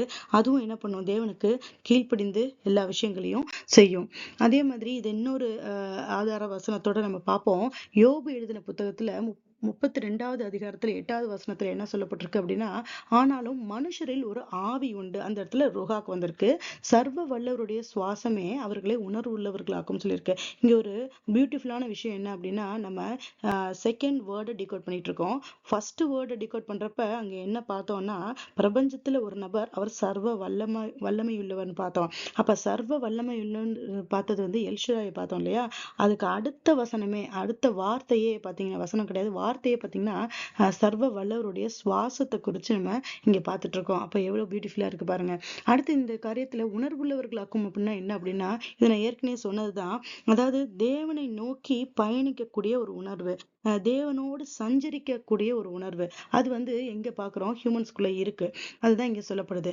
இதே இது அனிமலுக்கு நம்ம பாக்குறப்ப, நோவா வந்து பேழை கட்டினப்ப அந்த காலகட்ட நோவா பீரியட்ல வந்து என்ன நடந்துச்சுன்றது ஆதியாகமம் 7:14-15 பாக்குறோம். இப்ப நம்ம கூகுள்ல சர்ச் பண்ணா கூட ஆர்கியாலஜிக்கலா என்ன கண்டுபிடிச்சிருக்காங்கன்னா, நோவாஸ் ஆர்க்க டர்க்கில கண்டுபிடிச்சோம், அந்த மாதிரி எல்லாம் நம்ம படிச்சுட்டு இருக்கோம் இல்லையா. சோ அந்த சம்பவத்தை தான் இங்க குறிக்குது.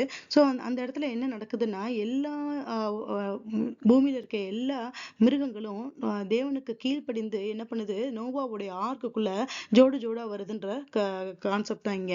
அப்ப இப்படியே ஜீவ சுவாசம் உள்ள மாம்ச ஜந்துக்கள் ஜோடு ஜோடாக நோவாவினத்தில் பேழைக்குள் பிரவேசித்தன அப்படின்னு சொல்லி பாக்குறோம். அப்ப அந்த இடத்துல யூஸ் பண்ணப்பட்ட எபிரேய வார்த்தை என்னன்னா ருஹாக் தான். அங்க வந்து என்ன இல்ல, நிஷாமா இல்ல. அப்ப அனிமல்ஸ் பத்தி பேசுறப்ப அந்த இடத்துல என்ன இல்ல, நிஷாமா இல்ல. சோ இதை வந்து நீங்க நோட் பண்ணி வச்சுக்கோங்க. ஆனா அனிமல்ஸும் முக்கியமான ஒரு விஷயமா யூஸ் பண்ணப்படுது. அதையும் நம்ம பின்னாடி நம்ம பார்க்க போறோம்.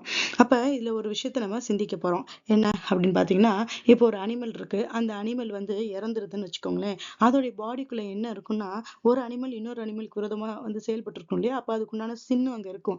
அப்ப அது என்ன நடக்கும், அது அது பாடி வந்து மண்ணுக்கே வந்து என்ன ஆயிரும், திரும்பிடும். அதே மாதிரி அதுக்குள்ள இருக்க ஹெவன்லி மேட்டர் என்ன பண்ணும், தேவனுடைய ஆவி இருக்கும். அப்ப அந்த ஹெவன்லி மேட்டர் அகைன் ஹெவனுக்கே திரும்பிடும். இந்த ரெண்டு ப்ராசஸுமே நடந்துருதா.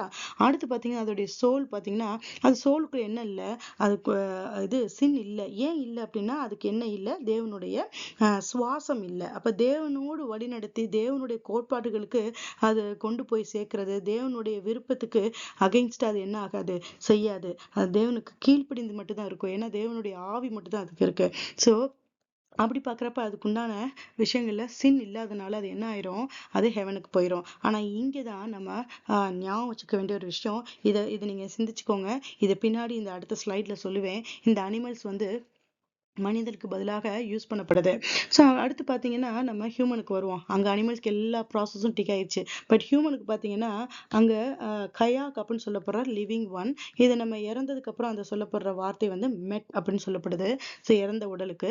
ஸோ நம்ம இறந்ததுக்கு அப்புறம் என்ன ஆகும், ஆட்டோமேட்டிக்கா இந்த 3 பரிமாணங்களையும் நம்மளுடைய ஆவி ஆத்மா சரீரம் வந்து உள்ள போகும். அப்படி போறப்ப ஃபர்ஸ்ட் பார்த்தீங்கன்னா ஹெவன்லி எர்த்லி மேட்டர் ஆட்டோமேட்டிக்கா அதுக்கு உண்டான நியாயப்பிரமாணத்தின்படி அது வந்து எர்த்துக்கே திரும்பிடும். அடுத்த ஆவி அதுக்குள்ள பாத்தீங்கன்னா அதுக்குள்ள என்ன இல்ல, சின் இல்ல, அது பரலோக பொருள், அதனால பரலோகத்துக்கே திரும்பிடும். ஆனா நம்மளுக்குள்ள இருக்க சோல் இருக்கு இல்லையா, அது வந்து என்ன ஆகும், இந்த சரீரத்துக்கு உண்டான பாவம் எங்கதான் இருக்கும், சோலுக்குள்ளதான் இருக்கும். ஏன் அதை அப்படி சொல்றேன் அப்படின்னா, நம்மளுக்குள்ள என்ன இருக்கு ஹெவன்லி மேட்டர்ல, தேவனுடைய சுவாசம். சோ தேவனுடைய சுவாசம் என்ன பண்ணிருக்கோம், தேவனுக்கு விரோதமாகவோ இல்ல தேவனுடைய கோட்பாடுகளுக்கு மீறியோ நடக்காதுன்னு சொல்லி நம்மளுக்குள்ள ஒரு உணர்வு கொடுத்துருக்கோம். ஆனா நிறைய நேரங்கள்ல நம்ம என்ன பண்ணிருப்போம், அதை மீறி நம்மளுடைய சுய விஷயத்துக்குள்ளக்க நம்ம என்ன பண்ணிருப்போம், உள்ள போயிருப்போம். அப்படி போறப்ப என்ன ஆகும், ஆட்டோமேட்டிக்கா அதுக்குள்ள பாவம் இருக்கும். எப்படி இந்த உடலுக்குள்ள பாவம் இருக்கோ அதே மாதிரி நம்ம சோலுக்குள்ளேயும் கண்டிப்பா பாவம் இருக்கும். அதான் நான் சொல்லியிருக்கேன், பாவம்ன்றது என்ன அப்படின்னா, நம்ம அகைன்ஸ்ட் டு காட் என்னென்னலாம் செய்யறோமோ அது வந்து பாவம். அவருடைய விருப்பத்துக்கு மாறாக நம்மளுடைய சிந்தனைகள்ல கூட நம்மளுக்கு என்ன என்ன செய்ய முடியும், நம்மளால பாவத்தை செய்ய முடியும். உடல் ரீதியா செய்யணுன்ற கூட அவசியம் கிடையாது. ஆனா அதே சமயம் கிரைம்னு பாத்தீங்கன்னா அகைன்ஸ்ட் டு லா செஞ்சாதான் அது வந்து கிரைம். குற்றம்ன்றது வந்து நம்ம லாக்கு அகைன்ஸ்டா செஞ்சாதான். அப்ப இந்த உலகத்துல பாவம் இல்லாத ஒரு நபரை தேர்ந்தெடுக்கிறது ரொம்ப கடினமான ஒரு விஷயமா இருக்கும். அதே இது குற்றம் இல்லாத நபரை கூட நம்மளால என்ன பண்ண முடியும், நம்மளால கண்டுபிடிக்க முடியும். சிந்திச்சு பாருங்க. சோ நம்மளுடைய சோலுக்குள்ள என்ன இருக்கு, பாவம் இருக்கிறதுனால ஏதோ ஒரு சூழ்நிலையில வாழ்க்கையில ஏதோ ஒரு சூழ்நிலையில கூட நம்ம என்ன பண்ணிருப்போம், கடவுளுக்கு விருப்பம் இல்லாத ஒரு காரியத்தை நம்ம செஞ்சிருப்போம். அதனால நமக்குள்ள என்ன இருக்கும், அந்த பாவம் இருக்கும். ஆனா நம்மளுடைய பாடிக்கு வந்து என்ன ஆயிருது, நம்மளுக்கு இறந்ததுக்கு அப்புறமே அதுக்குண்டான தண்டனைகள் நிறைவேற்றப்பட்டுருச்சு. ஆனா நம்முடைய சோலுக்கு என்ன இல்ல, அந்த தண்டனைகள் இன்னும் நிறைவேற்றப்படாம அது ஹோல்ட் ஆன் பண்ணப்பட்டுறது. ஸோ இந்த ப்ராசஸ் ஹோல்ட் ஆயிடுச்சுன்னா என்ன ஆயிரும், இப்போ நம்ம ஒரு கிளீனான ஏரியாக்குள்ள நம்மளால என்ன பண்ண முடியாது, கிளீனா இருந்தா மட்டும் தான் அக்செப்ட் அலோவ் பண்ணப்படுவோம். இல்லாட்டி நம்ம வந்து அந்த இடத்துல நம்ம அலோவ் பண்ணப்பட மாட்டோம். அப்படி பாக்குறப்ப நம்மளுக்கு ஃப்ரீ ஃப்ரம் சின் இருந்தா மட்டும் தான் நம்மளுக்குள்ள ஹெவனுக்குள்ள போக முடியும். அப்ப வித் சின்னா இருக்கிறப்ப என்ன பண்ண முடியாது, நம்ம ஹெவனுக்குள்ள போக முடியாது. ஸோ இந்த காரியத்தை குறித்து நம்ம சிந்திக்கணும். இப்ப நான் பேசிட்டு இருக்கேன்னா மெர்லினான்ற என்னுடைய சோலுக்காக நான் பேசிட்டு இருக்கேன். அதே மாதிரி இந்த வீடியோ கேட்கிற ஒவ்வொருத்தரும் அவங்களுடைய சோலுக்காக இதை நீங்க கேட்டுட்டு இருக்கீங்க. இந்த வீடியோ கேட்டுட்டு இருக்கிறதுக்கு கடவுள் நம்மளுக்கு ஒரு பெரிய கிருபை கொடுத்திருக்கான்னு தான் நான் சொல்ல போனோம். அதே மாதிரி இப்ப நம்ம இந்த அழிந்து போகக்கூடிய இந்த உடல் சரீரத்துக்காக நம்ம ஒவ்வொரு நாளும் பிரயாசப்படுறோம். அதுக்குண்டான காரியங்களை சிந்திக்கிறோம், செயல்படுறோம், தேவையான அளவுக்கு எல்லாத்தையும் நம்ம கொடுக்குறோம். ஆனா இது என்ன ஆக போகுது, மண்ணுக்கே தான் திரும்ப போகுது இல்லையா? அப்ப நம்மளுக்கு உண்டான ஆத்மாக்கு என்ன சிந்திக்கிறோம், நம்ம தானே ரெஸ்பான்சிபிள். நம்மளுடைய சோலுக்கு நம்ம தான் ரெஸ்பான்சிபிள். என்னுடைய சோலுக்கு நான் தான் ரெஸ்பான்சிபிள். அப்படி பாக்குறப்ப இந்த ஆத்மாவுக்கு என்ன தேவை, என்ன வந்து அதுக்கு நம்ம வந்து அந்த பாவத்துல இருந்து விடுபடணும்னா என்ன காரியம் செஞ்சா நம்ம ஆத்மாவும் விடுபடும் அப்படின்ற காரியத்தை குறித்து நம்ம சிந்திக்கணும். சோ அப்படி சிந்திச்சோம் அப்படின்னா, இப்போ ஒருவேளை நம்மளுடைய இறப்புக்கு அப்புறம் நம்மளுடைய சோல் வந்து பாவத்தினால கட்டப்பட்டிருந்துச்சுன்னா நம்மளால எங்க போக முடியாது, பரிசுத்தமான ஒரு வாழ்க்கைக்குள்ள நம்ம போக முடியாது. ஏன்னா கடவுள் வந்து எப்படிப்பட்டவரா இருக்கிறாரு, பாவத்தை பாராத சுத்த கண்ணர். அவரால் பாவத்தை பார்க்க முடியாது. அந்த அளவுக்கு அவர் வந்து எப்படி இருக்காரு, பரிசுத்தமா இருக்கிறாரு. அப்ப நம்மளும் பரிசுத்தமா இல்லாம என்ன பண்ண முடியாது, நம்ம அங்க போக முடியாது. சோ அப்படி பாக்குறப்ப இந்த காரியத்தை குறிச்சு நம்மளுடைய ஆத்மாவை காப்பாத்தணும் அப்படின்ற ஒரு சிந்தனை வந்து மனிதர்களுக்குள்ளக்க இல்லையா அப்படின்னு பார்த்தா அது கிடையாது. ஏன்னா எல்லா ரிலீஜன்ஸ்லயும் இதை குறித்தான சிந்தனைகள் வந்து இருந்துட்டு தான் இருக்கு. அதுக்கு என்ன சொல்யூஷன் அப்படின்னு ஃபைண்ட் அவுட் பண்ணிட்டே தான் இருக்காங்க. இப்ப நீங்க பாத்தீங்கன்னா அனிமல் சாக்ரிஃபைஸ், இதைத்தான் நான் ஃபர்ஸ்ட் அனிமலை பத்தி பேசுறப்ப சொன்னேன். ஸோ அனிமல்குள்ளக்க என்ன இல்லை அப்படின்னா பாவம் இல்லைன்றதுனால, அதாவது அதோடைய சோலுக்குள்ள பாவம் இல்லைன்றதுனால என்ன என்ன பண்றாங்கன்னா எல்லா கல்ச்சர்ஸ் எல்லா ரிலீஜன்ஸ்லயும் இந்த அனிமல் சாக்ரிஃபைஸ்ன்றது ஒரு குறிப்பிட்ட ரிச்சுவல்ஸா மித்ஸா வந்து நடந்துட்டே இருக்கு. நீங்க எடுத்துக்கிட்டீங்கன்னா ஏன்ஷியன் கிரீஸா இருக்கட்டும், ஏன்ஷியன் ரோமா இருக்கட்டும், ஏன்ஷியன் ஈஜிப்டா இருக்கட்டும், Hinduism and other indigenous religious எல்லாத்துலயுமே இந்த அனிமல் சாக்ரிஃபைஸ் இருக்கு. இது எதுக்காக இருக்குன்னா பாவம் இல்லாத ஒன்று பாவத்திற்கு பரிகாரியாக என்ன பண்ணணும், பலியிடப்படணும். அப்படின்னாதான் ஒரு பர்சனுடைய பாவம் வந்து மன்னிக்கப்படும். அப்ப யாரு அந்த அனிமலை கொண்டு வந்து பலி கொடுக்குறாரோ அந்த பர்சனுடைய பாவங்கள் வந்து அந்த அனிமல் சாக்ரிஃபைஸ்னால என்ன ஆகப்படுது, மன்னிக்கப்படுது அப்படின்னு சொல்லி ஒரு மித் இருக்கு. அந்த ரிச்சுவல்ஸும் எல்லா நேரங்கள்லயும் இப்போ வரைக்கும் அது நடந்துட்டு தான் இருக்கு. அப்படி பார்த்தா நம்ம எபிரேய மொழியை படிச்சுக்கிட்டு இருக்கோம். அப்ப அதுல இல்லையான்னு கேட்டா அப்படி கிடையாது. எபிரேயர்களுக்குள்ளேயும் இந்த ரிச்சுவல்ஸ் இருக்கு. ஏன்னா அவங்களுக்கு கொடுக்கப்பட்ட நியாய பிரமாணத்தின்படி அவங்களுக்கு என்ன இருக்கு அப்படின்னா, ஒரு குறிப்பிட்ட வகையான மாடு, அதாவது ரெட் ஹைஃபர்னு சொல்லப்படுற சிவப்பு கடாரியை தான் அவங்க வந்து ஒரு மாடு வகையை சார்ந்தது. ஸோ அந்த மாட்டை தான் வந்து என்ன பண்ணணும், பலி கொடுக்கணும். அந்த பலியை கொடுத்து என்ன பண்ணணும், அதோடைய சாம்பலை எடுத்து குறிப்பிட்ட சுத்திகரிக்கப்பட வேண்டிய ஒரு தண்ணீருக்குள்ளக்க அதை கரைச்சு அவங்க மேல அவங்க தெளிச்சுக்குவாங்க. இது நிமித்தமா என்ன நடக்குது அப்படின்னா, அவங்களுடைய தீட்டு, அவங்களுடைய தோஷம், அவங்கள வந்து என்ன பண்றாங்க, தங்களை சுத்திகரிக்கப்படுறதா அவங்க அவங்களுக்கு கொடுக்கப்பட்ட பிரமாணம் வந்து சொல்லப்பட்டதா அவங்க அந்த ரிச்சுவல்ஸை வந்து செஞ்சுட்டு இருக்காங்க. ஸோ இது ஏன்ஷியன் பீரியட்ல தான் இருக்குன்னு பார்த்தா அது இல்லை. ஏன்னா இப்ப ரீசெண்டா இந்த போன மாசம் ஜூலை 8 2025 கூட என்ன நடந்திருக்குன்னா, இந்த சிவப்பு கிடாரிய யூதர்கள் வந்து பலி கொடுத்திருக்காங்க. இதுல ஒரு முக்கியமான காரியம் இருக்குங்க. என்ன அப்படின்னா, இந்த சிவப்பு கிடாரின்றது வந்து பாத்தீங்கன்னா ஒரு நார்மலா ஈஸியா அவைலபிளான ஒரு அனிமல் கிடையாது. ஏன்னா இது 2000 வருஷங்களுக்கு முன்னாடியே ஒரு அழிந்து போன இனம். நல்லா தெரிஞ்சுக்கோங்க, ஒரு அழிந்து போன இனத்தை என்ன பண்ணிருக்காங்க, மறுபடியும் கொண்டு வந்திருக்காங்க ஸ்டெம் செல்ஸ் மூலமா எடுத்து ரிசர்ச் பண்ணி. ஏன்னா இந்த இந்த இஸ்ரேல் நாடுன்றது பாத்தீங்கன்னா விஞ்ஞானத்திலயும் அறிவிலையும் ரொம்ப வளர்ச்சி அடைந்த நாடு. நிறைய நோபல் பிரைசஸ் அந்த யூதர்கள் தான் வாங்கியிருக்காங்க. அப்படி பாக்குறப்ப இவ்வளவு வளர்ச்சி அடைந்த நாடு. அது மட்டும் இல்ல, இன்னைக்கு நிலைமைக்கு இந்த வீடியோ எடுத்துட்டு இருக்கப்ப இந்த நிலைமையில கூட அங்க பாத்தீங்கன்னா ஒரு ரொம்ப கிரிட்டிக்கலான ஸ்டேஜ் இருக்கு. அங்க வந்து எல்லா பக்கமும் நெருக்கடி இருக்கு. எல்லா அதனுடைய சூழ்நிலை பார்த்தீங்கன்னா, ஈரான் பக்கத்துலேருந்து, ஹமாஸ்லேருந்து, அதே மாதிரி பாலஸ்தீன பிரச்சனைகள், ஏகப்பட்ட பிரச்சனைகளை சந்திச்சுட்டு இருக்காங்க. அது ஒரு தத்தளிப்பின் பாத்திரமா தான் அங்க இருந்துட்டு இருக்கு. ஆனா அந்த சூழ்நிலையில கூட பார்த்தீங்கன்னா, இந்த ரிச்சுவல வந்து ஒரு வைராக்கியத்தோட என்ன பண்ணியிருக்காங்க, அத பண்ணியிருக்காங்க. அந்த ரபிமார்கள் என்ன பண்ணியிருக்காங்கன்னா, இந்த அனிமல வந்து டெக்சாஸ்லேருந்து டெவலப் பண்ணி டெக்சாஸ்லேருந்து இவங்க கொண்டு வந்திருக்காங்க. அது மட்டும் இல்லாம இப்போ ரீசெண்டா என்ன பண்ணியிருக்காங்க, அதை பலியும் கொடுத்துருக்காங்க. ஆனா அந்த பலி செலுத்தப்படுதல் எப்படி இருக்கணும்னா, ஒரு சின்ன முடி கூட அதுல ஒரு முடி கூட வெள்ளையாவோ கருப்பா இருந்துச்சுன்னா அது வந்து பலி ஏற்றுக்கொள்ளப்பட மாட்டாது. அது நிராகரிக்கப்பட வேண்டிய ஒரு அனிமல் ஆயிரும். ஏன்னா அவங்களுக்குள்ள அந்த நிறைய டெஸ்ட் வந்து பண்ணணும். அது எல்லாமே நீங்க நம்பர்ஸ் எண்ணாகமம் 19:1-22 பார்த்தீங்கன்னா அந்த பலி செலுத்தப்படுறதுக்கு உண்டான காரியங்களை பத்தி அங்க எழுதப்பட்டிருக்கும் வேதாகமத்துல. அப்படி பாக்குறப்ப அந்த அனிமல் வந்து இப்ப ரீசெண்டா பலி கொடுத்தது கூட அவங்க என்ன சொல்றாங்கன்னா, இது ஆக்சுவலான ஒரு பலி இல்ல, உண்மையான பலி கிடையாது. இது வந்து ஒரு டெஸ்ட் தான் பண்ணியிருக்கோம், ஒரு ட்ரையல் தான் பண்ணியிருக்கோம், ட்ரைனிங் கொடுக்கறதுக்காக இதை நம்ம பண்ணியிருக்கோம். நிராகரிக்கப்பட்ட ஒரு கவு வந்து நாங்க என்ன பண்ணியிருக்கோம், பலி கொடுத்து அதை நாங்க ட்ரையல் பார்த்திருக்கோம்னு சொல்றாங்க. இப்ப இதுக்குள்ள நம்ம போக வேணாம். ஆனா இந்த ரிச்சுவல்ஸ் வந்து என்ன இருக்கு, இந்த எபிரேய மக்களுக்கு இடையே கூட அந்த ரிச்சுவல்ஸ் இருக்கு. ஸோ பேரா அதோமா அப்படின்னு சொல்லப்படுது. இப்ப நம்ம சிந்திக்க வேண்டிய ஒரு காரியம் என்ன அப்படின்னா, இந்த வேதாகமத்தின் அடிப்படையிலே பார்க்கிறப்ப இந்த பலி செலுத்துதல், அதாவது காளையோ வெள்ளாட்டுக்கடாவோ, இந்த அனிமல்ஸோடைய ரத்தங்கள் வந்து என்ன பண்ணப்படல, பாவங்களை நிவர்த்தி செய்யாதே அப்படின்னு சொல்றாரு. ஏன் பாவங்களை நிவர்த்தி செய்யாது? ஏன்னா அதுக்குள்ளதான் பாவம் இல்லைல்ல. அப்ப நம்ம ஃபேக்ட் படி பாக்குறப்ப பாவம் இல்லாத ஒன்று பலியானா கண்டிப்பா பாவத்தை மன்னிச்சிரும் அப்படின்னு தானே அர்த்தம். ஆனா ஏன் இங்க இப்படி சொல்லப்பட்டிருக்குன்னா, அதுக்குண்டான ஆழமான ஒரு கருத்து இருக்கு. அதை நம்ம அடுத்து நம்ம பார்க்க போறோம். ஆனா இங்க எபிரேயர் 10 அதிகாரம் வந்து உங்களுக்கு டைம் கிடைச்சிச்சுன்னா இதை நீங்க ரீட் பண்ணி பாருங்க. இது ஒரு முக்கியமான ஒரு சாப்டரா இருக்கு.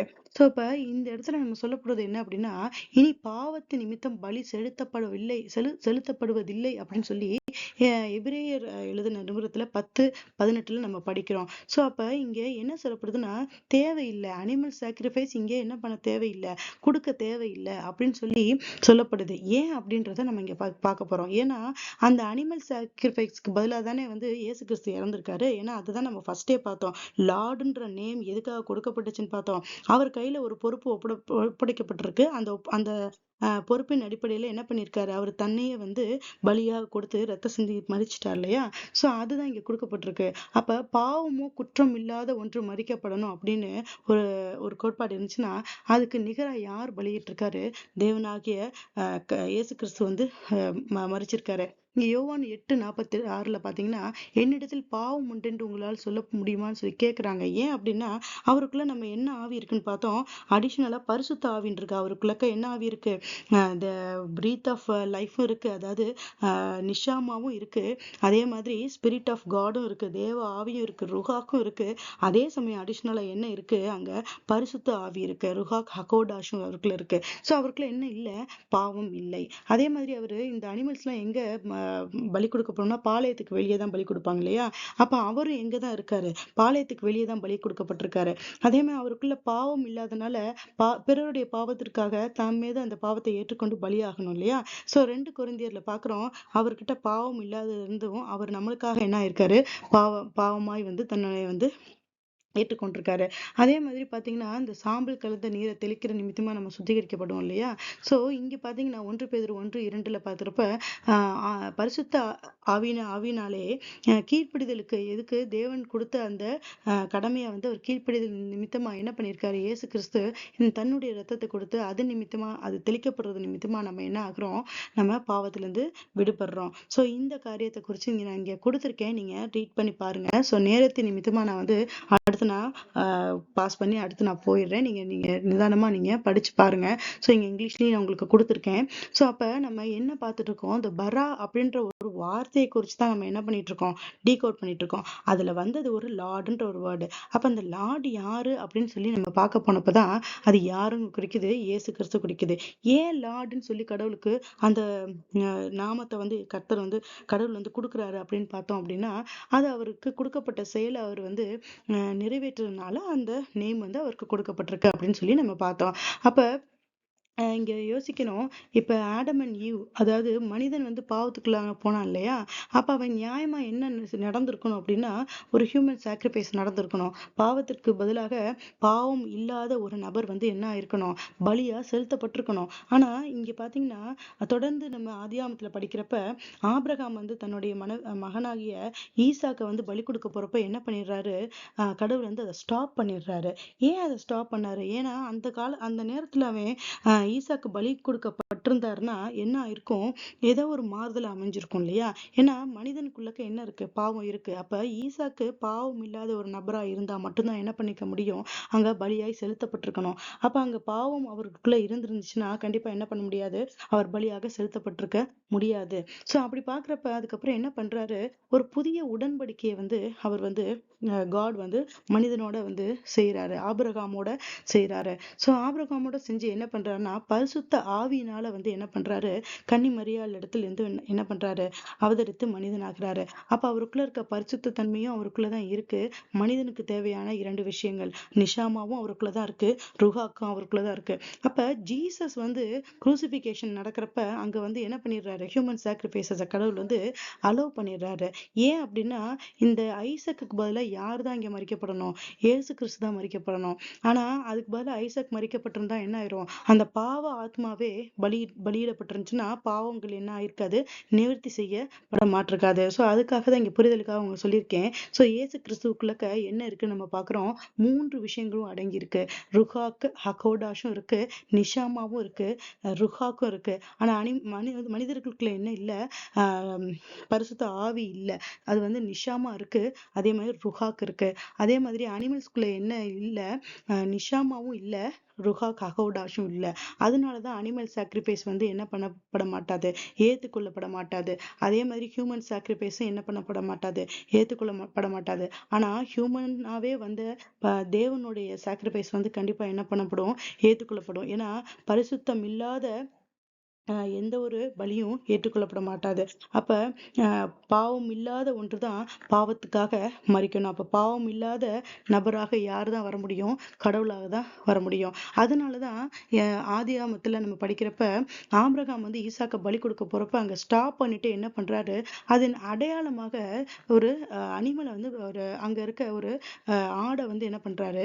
பலி கொடுக்க சொல்றாரு. இது எதுக்காக அடையாளப்படுத்துறாருன்னா, இங்க பரிசுத்தம் இல்லாம அது என்ன பண்ண முடியாது? இந்த பலி ஏற்றுக்கொள்ளப்பட மாட்டாது. அப்ப இங்க அடையாளம் என்ன சொல்லப்படுதுன்னா, குற்றம் இல்லாத ஒன்று, பாவம் இல்லாத ஒன்று பலியாக்கப்படணும். ஆனா அந்த நேரத்துல நீ ஈசாக்க பலி கொடுக்க வேணாம். அதுக்கு பதிலா பாவம் இல்லாத ஒன்றை, இந்த ஆட்டுக்குட்டியை வந்து என்ன பண்றாரு? அந்த பலியை வந்து செலுத்தப்பட வைக்கிறாரு. இது ஒரு புரிதலுக்காக இங்க வந்து அவருக்கு சொல்லப்படுது. சோ அதுக்கப்புறம் பின்னாடி வந்ததுதான் இயேசு கிறிஸ்துவோடைய சிலுவை மரணம். அப்ப இங்க ஏன் இந்த விஷயங்களை ரொம்ப ஆழமா சிந்திச்சு நம்ம முயற்சி பண்ணி நம்ம படிச்சுட்டு இருக்கோம் அப்படின்னா, இங்க பாத்தீங்கன்னா என்ன சொல்லப்படுது? இது பாலியோ ஹீப்ரூ, இது மாடர்ன் ஹீப்ரூ. ஸோ இந்த வார்த்தைகள் வந்து எங்க இருக்குன்னா ஏசாயா 42:8 இருக்கு. ஸோ இங்க என்ன சொல்லப்பட்டிருக்குன்னா, நான் கர்த்தர், இது என் நாமம். அப்ப இங்க யார் இதை பத்தி பேசுறான்னு பாக்குறோம். இது எப்படி புரிஞ்சுக்கணும்? நான் கர்த்தர்னா அது யார் சொல்றா? இயேசு கிறிஸ்து சொல்றாரு. இது என் நாமம்னா தேவனால் கொடுக்கப்பட்ட நாமம், என்னுடைய நாமம் அப்படின்னு சொல்றாரு. அப்ப நான் கர்த்தர், இது என் நாமம், என் மகிமையை வேறொருவனுக்கும் என் துதியை விக்கிரகங்களுக்கும் கொடேன் அப்படின்னு சொல்றாரு இல்லையா? அப்ப தன்னுடைய ஐடென்டிட்டி அவர் வந்து என்ன பண்ண விரும்பல? யாருக்கும் அவர் கொடுக்க அவர் விரும்பல. இது வந்து ஒரு முக்கியமான விஷயம். ஏன்னா நம்ம இந்த வாழ்ற ஒரு சாதாரண வாழ்க்கையிலேயே நம்ம என்ன பண்றோம்? நம்ம ஃபேமிலிக்குள்ளேயோ, நம்ம இருக்கிற இடத்துலயோ நம்மளுடைய ஐடென்டிட்டியை மத்தவங்களுக்கு யாருக்காகவும் எதுக்காகவும் என்ன பண்ண மாட்டோம்? விட்டு கொடுக்க மாட்டோம் இல்லையா? அப்படி பாக்குறப்ப இது ஒரு நியாயமான ஒரு கோரிக்கை தானே. இது நான் கர்த்தர், இது நாம என் மகிமை வேறொருவனுக்கும் என் துதிய விக்கிரகம் கொடைன்றது சொல்றது நியாயம் தானே. ஏன்னா அவரு தன்னுடைய ரத்தத்தை வந்து என்ன பண்ணிருக்காரு? விலை கிரயமா கொடுத்து இந்த காரியத்தை அவர் வந்து நிறைவேற்றியிருக்காரு. அப்ப இது ஒரு பெரிய விஷயம் தான். அப்ப இதை பாக்குறப்ப நம்ம வந்து என்ன சிந்திக்கணும் அப்படின்னா, நம்ம கடவுள் வந்து எந்த விஷயத்துல ரொம்ப பர்டிகுலரா இருக்காரு அப்படின்றத நம்ம பார்க்கணும். சோ இந்த காரியத்தை குறித்து நீங்க சிந்திச்சு பாருங்க. இந்த பரா அப்படின்ற வார்த்தை குறித்து நம்ம ரகசியங்கள் நிறைய வந்து நம்ம பார்த்தோம். அதுக்குண்டான கொஷின்ஸ் நம்ம போறப்ப நிறைய ஆன்சர்ஸ் கிடைச்சிச்சு. இந்த எல்லாத்தையும் நீங்க பாஸ் பண்ணி நீங்க படிச்சு பாருங்க. ஏன்னா நேரத்தை கருதி நான் இதை வந்து அடுத்தடுத்து நான் உங்களுக்கு ஸ்கிப் பண்ணி போயிட்டே இருக்கேன். ஸோ இதுக்குண்டான எல்லாத்தையும் நான் கொடுத்த விளக்கங்களுக்கு உண்டானது தான் இந்த கொஷின்ஸ்க்கும் ஆன்சரும் நான் கொடுத்துருக்கேன். இதை நீங்க படிச்சு பாருங்க. கண்டிப்பா உங்களுக்கு பரிசுத்த ஆவியானவர் இதுக்குண்டான ஞானத்தை நம்மளுக்கு தெரியப்படுத்துவாரு. அதே மாதிரி காடோடைய வேலை முடிஞ்சிருச்சு. காட் வந்து என்ன பண்ணிட்டாரு, மனிதனை படைச்சனால அவரே அந்த ரெஸ்பான்சிபிலிட்டி எடுத்துக்கிறாரு. மனிதனை படைக்கலைன்னா, அவர் படைக்கலைன்னா என்ன பண்ண முடியாது, அவர் அந்த ரெஸ்பான்சிபிலிட்டி எடுத்துக்க முடியாது. ஸோ மனிதன் படைக்கப்பட்டதுக்கு அப்புறம் தான் அவன் சின்னுக்குள்ள போயிட்டான் இல்லையா. ஸோ அந்த ரெஸ்பான்சிபிலிட்டிக்காக என்ன பண்ணிடுறாரு, அவரே தன்னுடைய பிளட்டை வந்து மனிதனாவே வந்து என்ன பண்ணிடுறாரு, கொடுத்துடுறாரு. ஸோ தன்னுடைய பரிசுத்தத்தை வந்து அவர் என்ன பண்ணல, மனிதனுக்காக விட்டு கொடுத்து என்ன பண்ணிடுறாரு, அந்த பிளட்டை நம்மளுக்காக சிந்திட்டாரு. ஸோ இந்த காரியங்களை நம்ம ஸ்பிரிட் வந்து நம்மளுக்கு எல்லா நேரங்கள்லயும் இதை வந்து நம்மளுக்கு தெரியப்படுத்திட்டே தான் இருக்காரு. அப்ப காடுடைய பார்ட் என்ன, இந்த காரியங்கள் நடந்திருக்குன்றத சொல்றதுதான் காடுடைய பார்ட். ஆனா மனிதனுடைய பார்ட் என்ன அப்படின்றத நம்ம சிந்திக்கணும். இதை கேட்டுட்டு மட்டும் போறோமா, இல்ல என்ன பண்றோன்றதை யோசிக்கணும். இங்க இயேசு கிறிஸ்துவ மேன்மைப்படுத்துறதுக்காகவோ அவருடைய விஷயங்களை சொல்றதுக்காகவோ இந்த வீடியோ நான் ஸ்டார்ட் பண்ணி பேசப்படலை. நான் வந்து பரா அப்படின்ற வார்த்தையை குறித்து தான் நம்ம டீகோட் பண்ண ஆரம்பிச்சோம். ஆனா அது நம்மளை எங்க வந்து நம்மளை சிந்திக்க வச்சிருக்குன்னா, இயேசு கிறிஸ்து எதுக்காக மரிச்சார், அப்ப உண்மையிலேயே நம்ம சிந்திக்க வேண்டிய காரியங்கள் என்ன, நம்மளுடைய ஆத்மாக்காக தான் நம்ம என்ன பண்றோம், இந்த காரியங்களை நம்ம சிந்திச்சுட்டு இருக்கோம் அப்படின்ற ஒரு உணர்வு நம்மளுக்குள்ள வருது. அப்ப நம்ம கடவுள் மேல வச்சிருக்க நம்பிக்கை வந்து எந்த ரிலிஜனாவும் இருக்கலாம். ஆனா நான் கடவுள் மேல வச்சிருக்க நம்பு நம்மளை அற்று போகும்படியாக நிறைய சந்தர்ப்பங்கள் வந்து நடந்துகிட்டே தான் இருக்கு. ஸோ அப்படி பாக்குறப்ப நம்ம உண்மையான கடவுளை நோக்கி ஓடிட்டு இருக்கோமா, நம்மளுடைய படைச்சவர் யாரு அப்படி நம்ம கண்ணுக்கு முன்னாடி நம்மளை உருவாக்குன நம்மளுடைய அப்பா அம்மா இருக்கிறாங்க. ஆனா நம்மளை உண்மையாவே படைத்தவர் யாருன்னு சொல்லி ஒரு வைராக்கிய வாஞ்சையோட நம்ம தேடி போறோம் அப்படின்னா, அவர் என்ன சொல்றாரு, பக்தி உள்ளவனை தனக்குன்னு அவர் வந்து என்ன பண்ணிடுறாராம், தெரிஞ்சு கொள்றாராம். அப்ப நம்மளுக்குள்ள பக்தி வைராக்கியம் இருக்கா, கண்டிப்பா அவரே வந்து என்ன பண்ணுவாரு, தன்னை வந்து வெளிப்படுத்த அவர் வல்லவரா இருக்கிறாரு. அதே சமயம் இன்னொன்னு சொல்றாரு, உன் தாய் உன்னை கைவிட்டாலும் நான் உன்னை கைவிட மாட்டேன்னு சொல்றாரு. ஏன்னா படைத்தவர் என்னவா இருக்காரு, உண்மை உள்ளவரா இருக்கிறாரு. இன்னைக்கு சூழ்நிலைக்கு நிறைய நீங்க வீடியோஸ்லயும் நியூஸ் பேப்பர்லயும் கேள்விப்படலாம். தாயே வந்து பிள்ளைங்களுக்கு விரோதமாக ஏகப்பட்ட காரியங்களை வந்து அவங்களுக்கு விரோதமா செஞ்சுட்டு இருக்காங்க. அவங்களுக்கு உண்டான மரணத்துக்கு கூட அவங்க வந்து என்ன பண்ணிட்டு இருக்காங்க, அவங்க அவங்களாலே பிள்ளைங்களுக்கு மரணங்கள் கூட நேரிடுதுன்னு சொல்லி நம்ம நிறைய காரியங்கள் நம்ம படிக்கிறோம். ஆனா கடவுள் வந்து படைத்தவர் என்ன சொல்றாரு, உன் தாய் உன்னை வந்து கர்ப்பத்துல உன்னை வச்சு உன்னை உருவாக்கின உன் தாய் உன்னை கைவிட்டா கூட நான் உன்னை கைவிட மாட்டேன்னு சொல்றாரு. ஏன்னா உண்மையாக அந்த உணர்வோடு இருக்கிறவர் தான் அந்த படைப்பாளர். ஸோ கடவுளை நோக்கி நம்ம பயணிக்கணும் அப்படின்னு நம்ம சிந்திக்கிறப்பயே அவர் என்ன பண்ணிடுவாரு, நம்மளை வந்து அவருக்குன்னு வந்து தெரிந்து கொள்வாரு. ஸோ அதனாலதான் நம்ம வாழ்க்கையில எந்தெந்த இடத்துலலாம் நம்ம ஸ்டாப் பண்றோமோ, கடவுள் மேல வச்சு நம்பிக்கையில நம்ம ஓடிக்கிட்டே இருப்போம். ஆனா அதுக்குண்டான சரியான பாதைகளை வந்து கடவுள் வந்து நம்மளுக்கு வழிவகுத்தி நம்மளை கொண்டு போயிட்டே இருப்பாரு. ஸோ இதை நீங்க சிந்திச்சு பாருங்க. கண்டிப்பா இந்த வீடியோ உங்களுக்கு யூஸ்ஃபுல்லா இருக்கும்னு நான் நம்புறேன். ஆவியானவர் உங்களை வந்து கண்டிப்பா அதுக்குண்டான பாதைகள்ல வழி நடத்துவாரு. எல்லா துதி கன மகிமையும் தேவன் ஒருவருக்கு மாத்திரமே. தேங்க்யூ ஃபார் வாட்சிங்.